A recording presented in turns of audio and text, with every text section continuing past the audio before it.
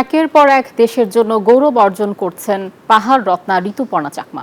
তার জাদুকরী খেলা এখন বিশ্বজুড়ে আলোচনার কেন্দ্রবিন্দু।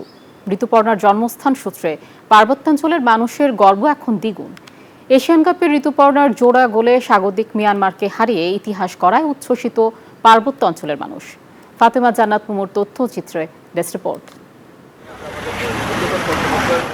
রাঙামাটি জেলার দুর্গম উপজেলা কাউখালীর ঘিলাছড়ি ইউনিয়নের এ পাহাড়ি পল্লীতে জন্ম ঋতুপর্ণা চাকমার। এই গ্রামের মেয়ে হয়ে ঋতুপর্ণা দেশের জন্য একের পর এক গৌরব বয়ে আনছেন।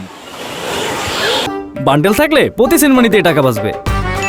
বিকাশ সেনমানি বান্ডেল কিনে জিতুন প্রতি লেনদেনে। বাঁ পায়ে ঋতুর ট্রেডমার্ক গোলে মোহিত হয়েছেন সবাই। মিয়ানমারের বিপক্ষে একাই জোড়া গোল করেন এই পাহাড়ি কন্যা।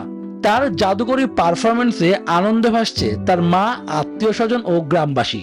দেশের জন্য যে গৌরব অর্জন আনতেছে, সরকারের প্রতি আমার অনুরোধ, 4 বোনের মধ্যে আমরা 3 বোনই বেকার আসি, অনেক কষ্টে জীবনযাপন করতেছি। সরকারের কাছে অনুরোধ আমাদের জন্য কিছু একটা ব্যবস্থা করে।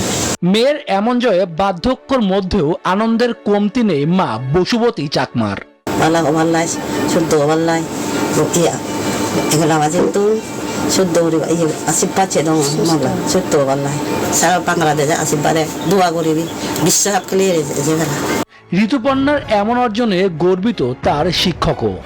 গেলবার মিয়ানমারের সাথে যে খেলাটা হলো, তো আমি শুরু থেকে শেষ পর্যন্ত এই খেলাটি উপভোগ করেছি।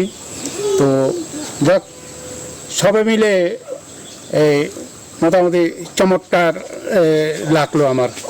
শুধু 2026 এএফসি নারী এশিয়ান কাপেই নয়, পাহাড়ি রত্ন ঋতুপর্ণা আগামীতে আরো বিশ্বজুড়ে বয়ে আনবে দেশের সুনাম, আশা সংশ্লিষ্টদের।